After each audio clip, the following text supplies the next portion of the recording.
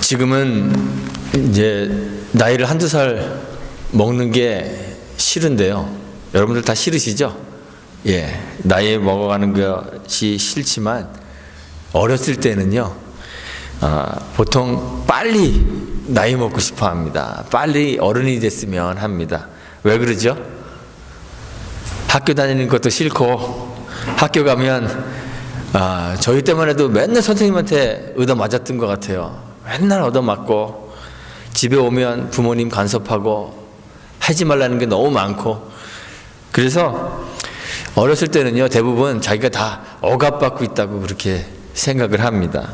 그래서 이 억압받는 상황에서 빨리 벗어나고 싶어서, 그래서 빨리 어른이 됐으면 좋겠다, 그렇게 생각하죠. 근데 사람들이 성장하고 난 후에도요, 좀 억압받고 있다고 그렇게 생각을 합니다. 그래서 자율적이고 독립적인 사람이 되고자 합니다. 다른 어떤 것으로부터도 간섭받지 않고 자신의 삶을 스스로 주도해서 살아가는 그런 삶을 살고 싶어 합니다. 사람들은 그렇게 생각하죠. 누군가에게 의지하는 것은 성숙하지 못한 것이다, 이렇게 생각합니다. 예수님 비유에 등장하는 탕자도 부친의 간섭에서 벗어나서 자율적이고 독립적인 그런 인간이 되기를 원했던 거죠. 그래서 아버지한테 자기의 상속분 달라고 이렇게 요청하고 그 상속분을 받아서 부친의 간섭에서 벗어나기 위해서 멀리 떠났습니다. 독립한 것이죠. 누구도 간섭할 수 없는 자율적인 그런 삶을 찾아서 떠났습니다. 그리고 나서 그렇게 이제 살았어요. 그런데 그 결과는 어떻게 됐을까요? 결과는 돈이 떨어지자 자율과 독립을 박탈당하고 말았습니다. 부친에게 받았던 간섭보다 훨씬 더 심한 억압과 구속을 받게 되었던 거죠. 그동안 자기가 자율적으로 살고 있다고 생각했는데 자신의 능력으로 자율적으로 산 것이 아니라 돈의 위력에 의존하여 살고 있었던 것을 비로소 깨닫게 되는 것이죠. 사람은요, 결코 완벽하게 자유로울 수 없는 그런 존재입니다. 무언가에 의존하여서 살 수밖에 없는 그런 의존적 존재가 우리 사람들입니다. 사람뿐만 아니라요, 세상에 존재하는 모든 것들이 다 의존적인 그러한 것들입니다. 주님이 제자들에게 그래서 재물로 대표되는 이 세상과 하나님 사이에서 선택을 해야 된다고 그렇게 요구하셨습니다. 돈이냐 하나님이냐 하는, 세상이냐 하나님이냐 하는 그 선택의 기로에 우리가 서 있다고 주님이 말씀하셨어요. 그러면서 주님이 우리에게 말씀하시기를 결코 두 주인을 섬길 수 없다고 하셨습니다. 주님이 이 둘 사이에서 우리에게 선택을 요구하신다고 해서 우리가 세상이나 하나님이 그 같은 경중, 그 영광이나 그 힘이나 그 권능이 동등하다고 그렇게 생각해서는 안 됩니다. 세상의 모든 것들은요, 사실은 하나님을 의존하여 존재합니다.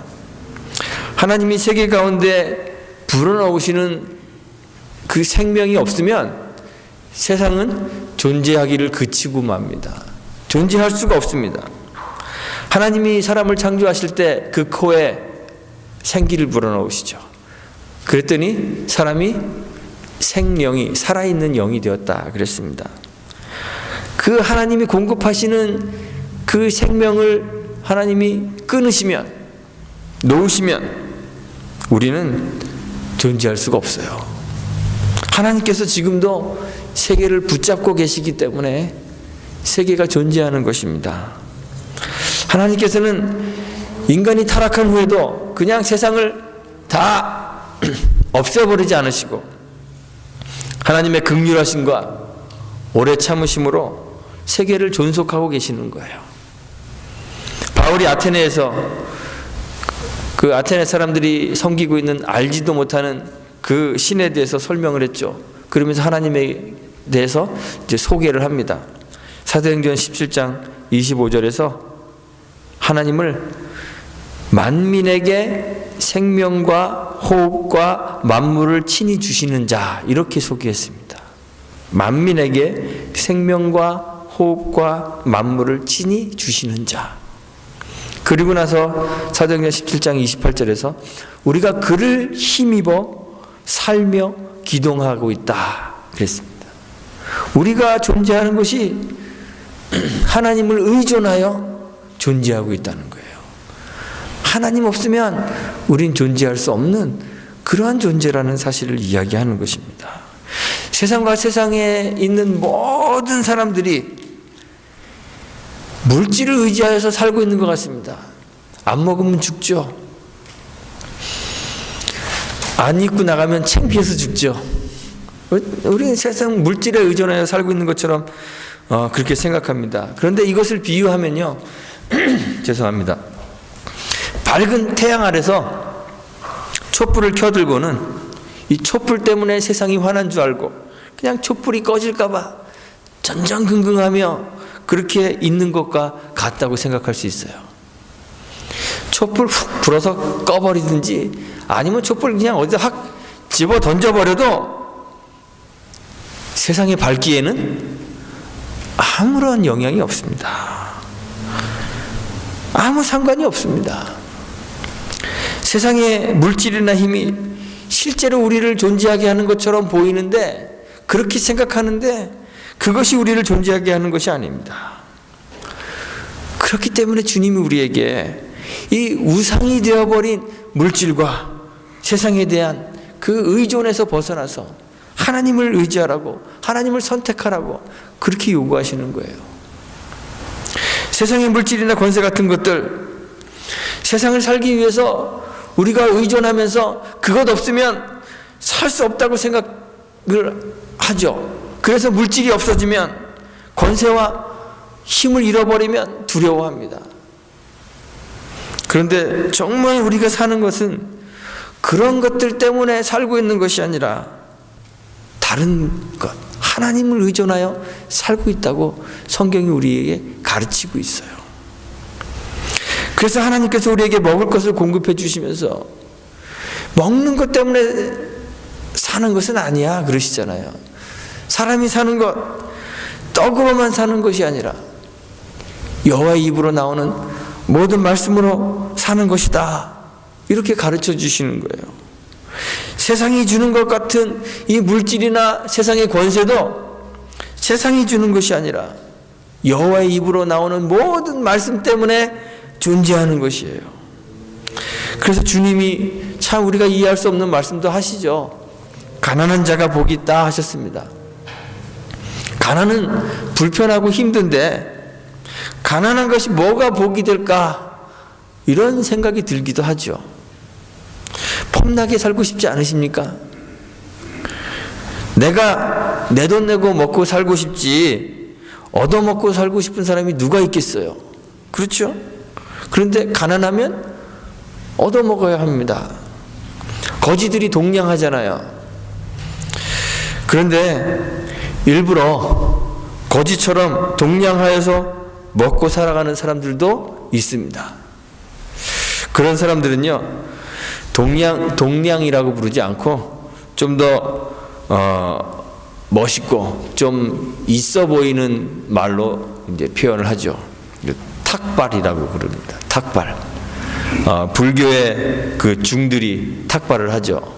그런데 중세 시대에 교회에도 이 탁발 수도사들이 있었습니다. 나쁘게 말하면 빌어먹는 수도사들이죠. 얻어먹는 수도사들. 수도원이 수도사들에게 개인의 재산을 가지는 것을 금하였습니다. 그래서 자기는 수중에 돈도 없고 아무것도 없습니다. 그냥 먹고 살려면 나가서 동냥해야, 탁발해야 살 수 있습니다. 탁발을 하는 것은 동냥하는 행위 그 자체가 중요한 것이 아니라 그 의미가 중요한 거예요. 얻어먹으러 돌아다니는 것이 참 힘들고 고생스러우니까 고행하는 것으로 중요성을 가지는 것이 아닙니다. 그 의미가 뭐냐면 빌어먹는 것은 자신의 생존을 타인의 자비에 의존하는 것입니다.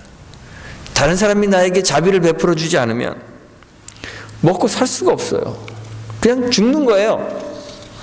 탁발하여 산다는 것은 온전히 타인의 자비에 의존하여 살아가는 것이에요. 그래서 중세 수도사들은 이렇게 탁발을 하면서 얻어먹으면서 우리가 온전히 하나님의 자비와 긍휼을 의존하여 존재하고 있음을 기억하려고 했던 것이죠. 주님이 가난한 자가 복이 있다고 하신 것은 가난 자체가 복이라는 말이 아닙니다. 가난해야 하나님의 긍휼을 의지할 수 있기 때문에 그렇습니다.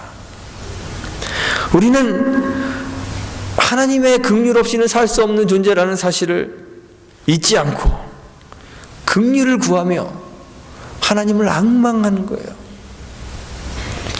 베풀지 않아도 되는데 베풀어 주시는 그 하나님의 호의 때문에, 그 하나님의 사랑과 자비 때문에 우리가 살고 있는 것임을 깨달아야 하는 것이에요. 그래서 매일매일 삶 속에서 하나님의 긍휼을 절실히 구하는 것, 그것이 바로 성경이 말하고 있는 신앙입니다. 그래서 다른 종교와 이 기독교는 완전히 달라요. 다른 종교와 신앙들은 대부분 기복적인 요소가 강해요. 기복적이에요. 그래야 종교가 돼요. 그런데 기독교 신앙, 이 하나님 신앙은 기복 신앙을 경계합니다. 잘 사는 것, 건강한 것, 내 안전을 확보하는 것, 이런 것들은 하나님 신앙의 중심 주제가 아니에요. 하나님을 신앙하면서 아브라함처럼 부유한 사람이 될 수도 있지만 욥처럼 하루아침에 모든 것을 잃어버리고 빈털터리가 되고 고난을 당할 수도 있는 거예요. 하나님 섬기면서 신앙하면서 에녹과 같이 죽음을 보지 않는 은총을 누릴 수도 있고, 모세처럼 노년이 되어도 눈도 밝고 귀도 밝고 기력이 왕성하게 그렇게 살 수도 있지만, 바울처럼 별로 늙지도 않았는데 온갖 질병으로 고생하며 젊은 나이에 목이 잘려 죽을 수도 있는 거예요. 세속의 것은 그것이 물질이든 권세든 혹은 생명이라 할지라도 신앙의 중심 주제가 될 수도 없고 신앙과 의지의 대상이 될 수가 없다는 것이죠. 우리는 오직 하나님의 긍휼에 의지하여만 사는 것이기 때문에 어떠한 상황에서도 부유할 때도 가난할 때도 건강할 때도 몸이 연약할 때도 하나님의 긍휼을 바라며 그를 앙망하는 것, 바라보고 기다리는 것, 그것이 바로 신앙이라고 성경이 이야기하고 있어요. 다윗도요, 그의 삶을 살펴보면 다윗은 이 업앤다운이 굉장히 심했던 사람이에요. 모든 것을 다 가져보기도 했고 가졌던 것을 또 다 잃어버리기도 했던 그런 사람입니다. 그의 삶은 우여곡절로 점철되어 있습니다. 왕이 되어서 최고의 권력과 부를 누리기도 했고 맨발로 쫓겨나서 광야에서 생활하기도 했습니다. 칭송하여 따르는 사람들이 주변에 많이 있었는가 하면 그를 시기하여서 조롱하고 해하려고 하는 사람들도 있었습니다. 하나님이 칭찬하는 신실한 종이라고 해서 늘 풍요롭고 평화로운 삶을 사는 것은 아니랍니다. 다윗의 삶에는 정말 많은 고통과 고난들이 있었습니다. 오늘 읽은 시편의 말씀 가운데서도 이 시인이 사용하는 언어들을 보면요, 원수, 수치, 무고히 속이는 자, 곤고, 환난, 이런 단어들이 언급되어 있습니다. 시인이 당하고 있는 구체적인 고통이 무엇인지 성경이 이야기하고 있지는 않지만 이 시인의 삶 속에 이 고통들이 깊이 녹아져 있는 거예요. 구체적인 어려움이 언급되어 있지 않기 때문에 사람들은요, 이 다윗의 시라고 알려진 이 시편 25편이 아마도 다윗이 자기의 노년에 자기의 삶을 돌아보면서 기록한 시가 아닐까, 이렇게 이제 생각들을 합니다. 다윗의 그 인생을 보니까, 노년의 자기의 삶의 인생들을 쭉 살펴보니까 곤고함과 환란이 있는 거예요. 지금도 그 환란이 있어요. 왜 하나님 믿는 신실한 사람들에게 이런 고통이 있느냐고 묻는 것은 적절한 질문이 아닙니다. 하나님 신앙은 우리에게 세속의 불을 안겨주는 것이 아니라 우리를 가난함 가운데 놓이게 만드는 것이기 때문에 그렇습니다. 하나님의 자녀가 되는 것은 세상의 것들을 양손에 가득 움켜쥐고서 자율적인 인간이 되어서 나는 할 수 있어, 나는 할 수 있어, 나는 모든 것을 할 수 있다, 이렇게 자기 체면을 거는 것이 아닙니다. 세상에서 무엇이든지 할 수 있는 권력을 가진 거대한 세력이 되는 것이 이 땅에 세워질 하나님 나라가 아닙니다. 교회가 아닙니다. 물질과 세속의 권세, 힘을 움켜쥐고서 이제 하나님 좀 쉬세요, 이제부터는 내가 일할 테니 하나님 내 덕 좀 보세요, 이렇게 큰 소리 치는 것이 신자와 교회가 도달해야 될 그런 하나님 나라의 모습이 아닙니다.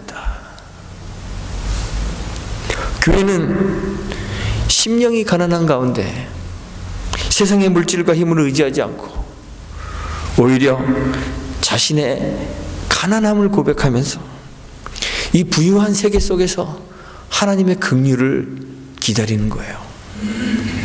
소유와 권세로 살지 않고 하나님의 긍휼로 살고 있음을 보여주는 것이 신자이고 교회입니다. 오늘 우리가 읽은 시편 25편은요, 시의 형식으로 보면 이제 답관체로 된 시입니다. 영어로는 acrostic poem이라고 하는데요. 그 알파벳의 첫 글자가 시의 각 행이 되는 거예요.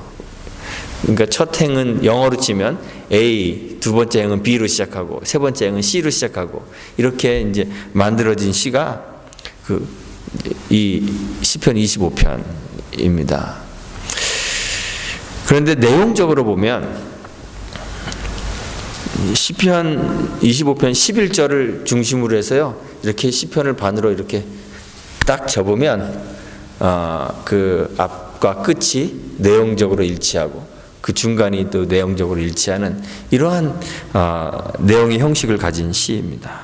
껍데기를 이루고 있는 그 첫 부분인 1절과 7절, 그리고 끝부분인 15절과 22절의 내용 이렇게 살펴보면 이 시인이 여호와를 앙망하고 있습니다. 여호와를 앙망하는 것에 대해서 하나님을 기다리고 그가 자기에게 오시기를 바라는 그런 내용이 들어있습니다.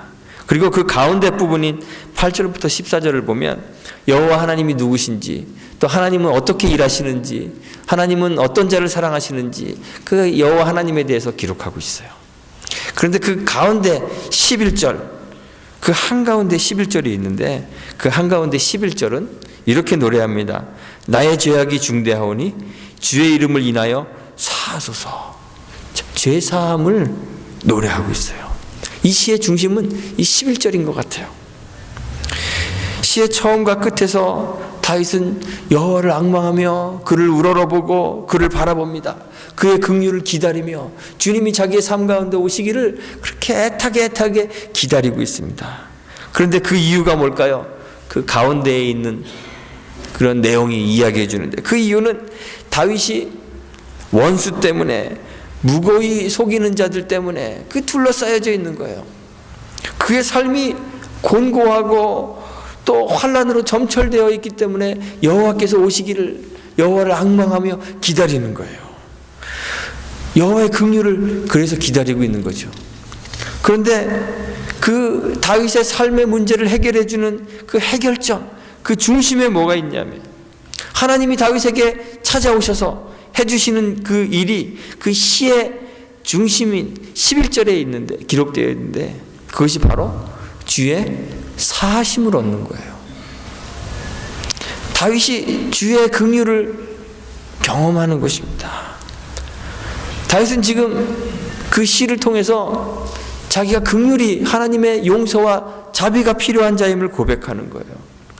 원수로 인하여 개가를 부르지 못하도록 자신을 곤란해서 이끌어내어 주옵소서, 이렇게 기도하고 있는 이 시편에서 다윗이 정말 구하고 있는 것이 무엇인지 한번 시편을 한번 살펴보세요. 4절에서 이야기하죠. 주의 도를 내게 보이시고 주의 길을 내게 가르치소서.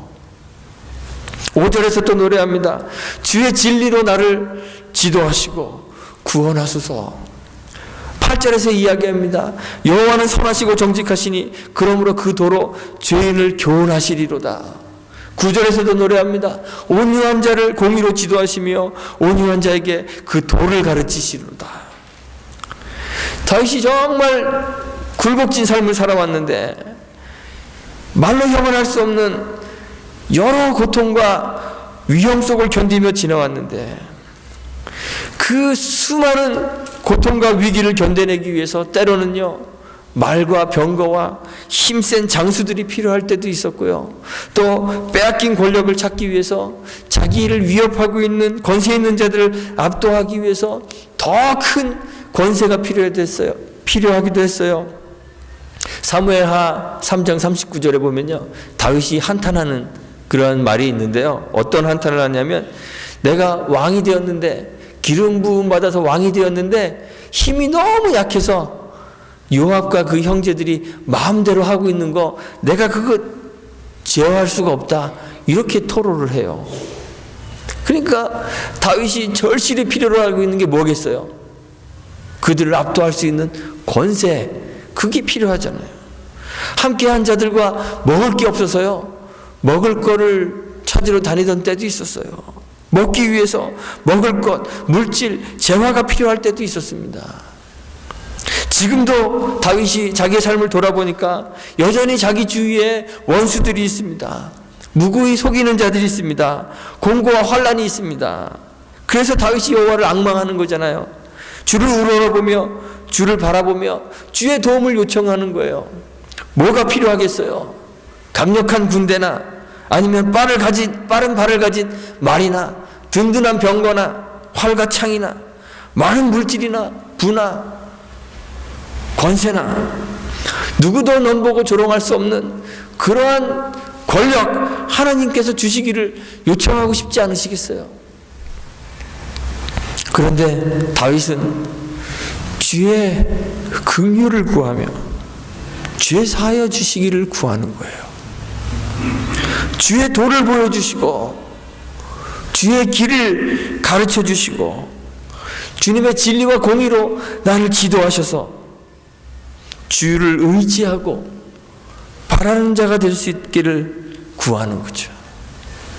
주의 도를 배워 주의 인도하심을 따르며 주님을 의지하는 것이 구원이라고 고백하고 있는 것이에요. 우리도 우리의 삶을 돌아보면 다 굴곡진 삶을 살아갑니다. 평화롭고 부유한 삶을 살 수도 있지만 가난과 궁핍과 여러 곤란과 역경과 고통의 시간들을 견뎌야 할 수도 있습니다. 우리는 하나님께 부르짖으며 묻습니다. 하나님, 왜 하나님 사랑하는 신실한 주님의 백성에게 이런 고통이 있습니까? 묻고 싶을 때가 있습니다. 하나님이 우리들의 이 불편한 삶들을 해결해 주시기를 기도하고 있을 수 있습니다. 저는 하나님께서 우리 삶 가운데 개입하셔서 우리의 삶의 모든 고통들을 치워주시고 특히 우리 교회 성도들의 그 삶에 하나님이 평안함도 주시고 건강도 주시고 부유함도 주셨으면 좋겠습니다. 정말 그렇게 바랍니다. 그렇게 기도도 합니다. 그런데 우리가 정말 알아야 할 것은 우리가 세상의 것들, 우리가 지금 부족하다고 느끼고 있는 것들, 그것 때문에 살고 있지 않음을 깨달아야 하는 것이죠. 그거 없으면 죽을 것 같이 힘들게 느껴지겠지만, 돈 없으면 당장 죽을 것 같은 그러한 기분이 들지만, 사실 그것들은요 밝은 태양 아래 켜져 있는 촛불과 같은 것이라는 사실을 우리가 깨달았으면 좋겠습니다. 우리가 사는 것은 그런 세상의 것들을 의지하여 사는 것이 아니라 여호와 하나님의 긍휼하심 때문에 살고 있음을 깨닫게 되기를 간절히 소망합니다. 그래서 다윗처럼 여호와 하나님을 앙망하고 그를 의지하고 그의 긍휼을 구하는 삶을 살게 되시기를 간절히 소망합니다. 우리도 다윗과 같이 좀 험하고 고난 많은 세상을 살아가고 있는데 이 세상의 삶 속에서 주님 의지하고 주님 긍휼 구하는 삶을 살게 되시기를 바랍니다. 주님의 긍휼 안에서 우리의 발을 그물에서 벗어나게 하시고 수치를 당치 않게 하시며 우리 영혼을 지켜 구원하시는 그 하나님의 은혜를 다 경험하실 수 있게 되기를 주님의 이름으로 축원하고 부탁드리겠습니다. 함께 기도합니다.